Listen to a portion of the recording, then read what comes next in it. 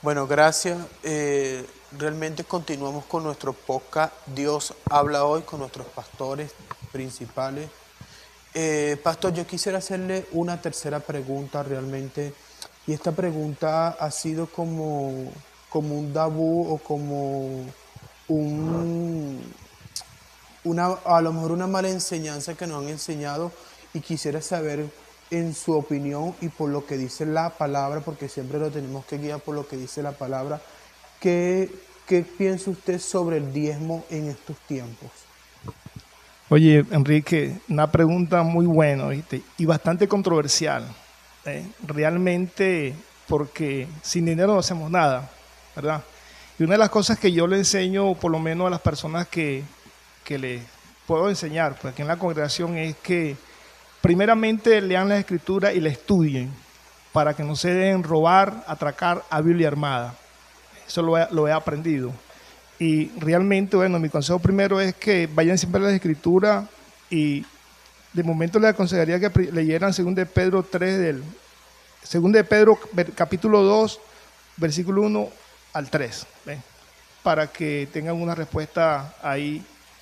Y lo otro es lo siguiente, que realmente el diezmo lo estableció Dios, ¿verdad? Pero no es aplicable para este tiempo. ¿Ves?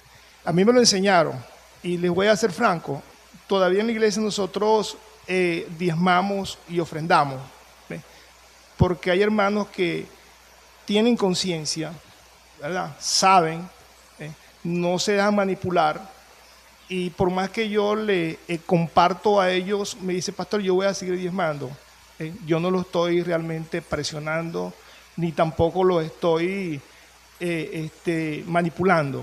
Okay. Si la persona realmente aprende y lo hace sin que nadie lo obligue, puede diezmar. ¿Ves? No hay problema, no estoy en contra de eso, ¿verdad?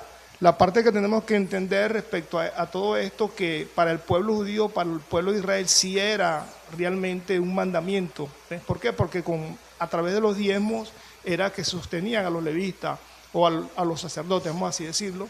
¿Ves? Pero para nuestros tiempos nosotros no podemos aplicarle, por ejemplo, Malaquía capítulo 3, versos 9 y 10, cuando realmente las personas manipulan y a veces meten miedo a las personas, no que las personas lo busquen en su casa porque el tiempo aquí es corto, ¿verdad? Entonces no podemos manipular a las personas ni meterles miedo, psicoterror, que es lo que muchos hacen. Incluso se han atrevido a decir que el pecado que cometió Adán y Eva fue porque no diezmaron, porque no ofrendaron. Esto es terrible, y realmente Dios lo establece en la Biblia, pero para el pueblo judío. Y nos enseñan a diezmar siempre, pero yo nunca he escuchado, creo que ni en redes sociales, a estas personas. Yo creo en la prosperidad, Enrique. Creo realmente que predica un Dios próspero, un Dios que bendice, pero no a sacarle el dinero a la gente del bolsillo. Y realmente nunca he escuchado hablar a la gente del diezmo a las viudas, al huérfano, al extranjero, que Dios lo establece en el capítulo de Deuteronomio 14, versículo 22 al 29, y también en otro capítulo que la Biblia dice, habla acerca de esto, pues. No recuerdo ahorita exactamente, pero jamás de eso habla. Será porque no lo beneficia. Porque por supuesto cuando Dios establece todo esto, lo hace con el fin de beneficiar, ¿verdad?, a todo su pueblo.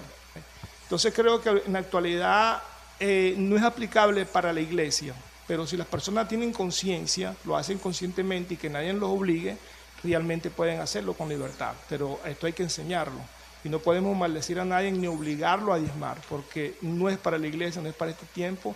Y realmente Cristo, en el momento que creo que en Mateo 23, está expresándole a los judíos y fariseos, que eran los más, vamos a decir, los más extremistas, que eso diezmaban todo. Okay. Entonces, porque la Biblia habla ahí de que diezmaban el ganado, y Jesús le dice, mira, lo más mínimo que ellos diezmaban era la menta y el eneldo, ¿verdad? Entonces, se olvidaban de la misericordia, de la piedad, de la justicia. Entonces Cristo le dice en aquel momento que podían hacer seguir diezmando, pero sin dejar de hacer lo otro. Pero recordemos que Cristo aún en ese momento todavía estaba bajo el antiguo pacto, que es lo que tenemos que entender. Y estoy de acuerdo en estos momentos, si me tocaría establecer algo ahorita, en este momento, yo establecería lo que Pablo enseñó, que según uno haya prosperado, aparte algo. Ahí no dice cuánto es, ni cantidad. Y la otra parte, eso está en 1 Corintios 16:2 y en 2 Corintios 9:7, que me llama la atención también, que veo gente siempre hablando de siembra y no conocen ni siquiera cómo se siembra una mata de maíz, ¿verdad? Y entonces tú lo ves hablando de siembra. O sea, yo creo que podemos darle el término que nosotros queramos a las cosas cuando necesitemos. Por ejemplo, ofrenda, vamos así decirlo.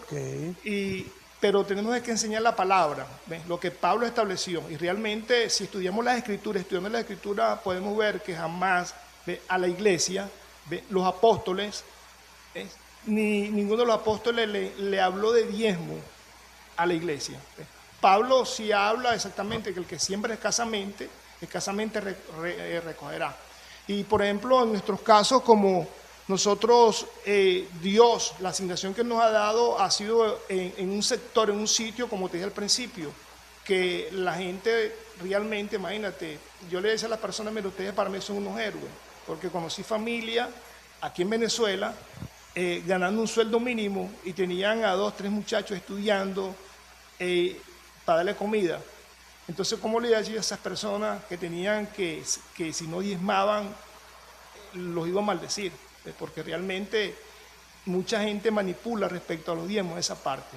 Lo práctico, realmente creo que para la iglesia es lo que Pablo enseña. Y si nosotros, por ejemplo, como en mi caso, porque yo siempre le digo a los hermanos que nosotros no tenemos una forma de que las congregaciones todas se manejen de la misma manera.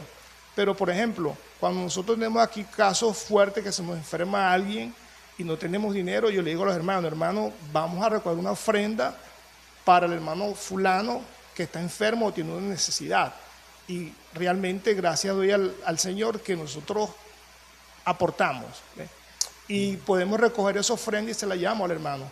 Pero respecto a los diezmos, realmente lo aplicable y lo bíblico y para nuestra iglesia hoy en día sería de ofrendar como Pablo lo enseña, ¿ves?